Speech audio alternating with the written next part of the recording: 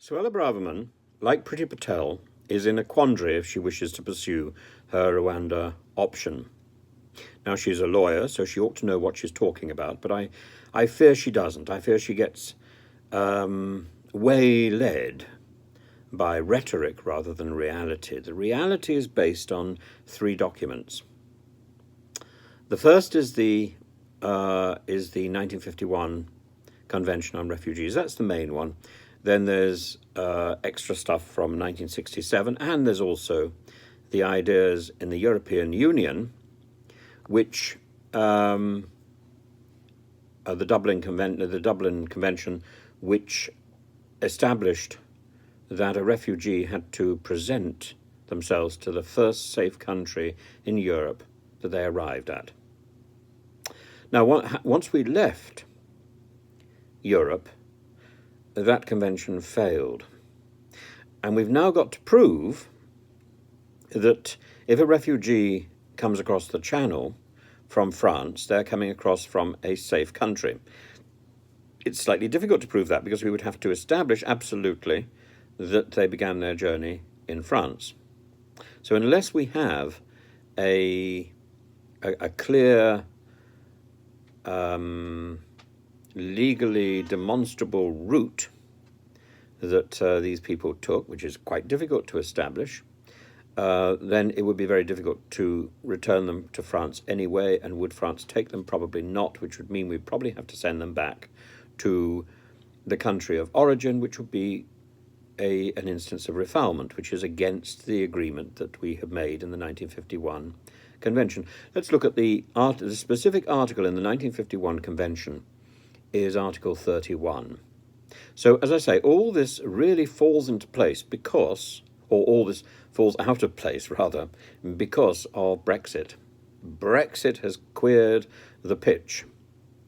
And this is one of those things, like the Irish situation, which is hanging over the present government because it simply didn't consider the issues. It simply didn't consider these issues. They have got significantly worse and legally quite torturous since Brexit. So Article 31 says, paragraph 1 says, the contracting state shall not impose penalties on account of their illegal entry or presence on refugees who, coming directly from a territory where their life or freedom was threatened in the sense of Article 1, enter or are present in their territory without authorization, provided they present themselves without delay to the authorities and show good cause for their illegal entry or presence. In other words, as long as somebody presents themselves for asylum, we have to consider that asylum, unless we can prove that they have come from a safe country and can be returned to that safe country. And that really is the issue. I don't believe that simply coming to the UK by means of an unregistered or illicit form of transport automatically makes somebody an illegal migrant. They may have illegal entry, they may have illegal presence, but under the convention, we are obliged to consider their application for asylum should they make one. That is written into the contract, that is written into the convention in 1951, of which we are signatories. The only leeway that Suella Braverman has got is that she can claim, if somebody is coming over the Channel, that they have come from France and therefore from a safe country and therefore can be returned to France. I think France would be very reluctant to receive these people back. And while that is the case, and while there is no agreement with France to receive these people back, then sending them to Rwanda is an extremely odd interpretation of the 1951 Convention, and effectively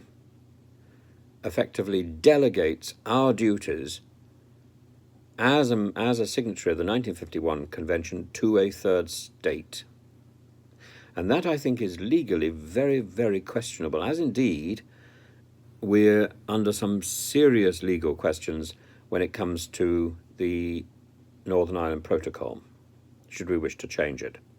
The only way to change the 1951 Convention, and I think, given the fact that there is a refugee crisis across Europe, many European states would welcome a chance to amend this document. There has to be an international convention. The same thing is true of Northern Ireland.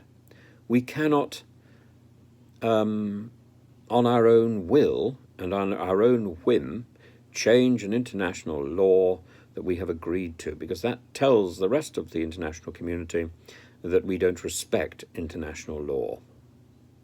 That is the problem, and added to which the obsession that Suella Braverman and Priti Patel, her predecessor, have for rhetoric over reality. And it's a very simple problem. And it requires a very simple solution. And actually, in order to defend a change in this international law, we would need the evidence, which means we have to have the Home Office doing its work and processing the existing applications to find out, statistically and beyond doubt, how many of those applications that have been received from people coming across the channel are in fact legal and how many are illegal. And on the basis of that, we can then proceed to change this international agreement. No other way that I can see.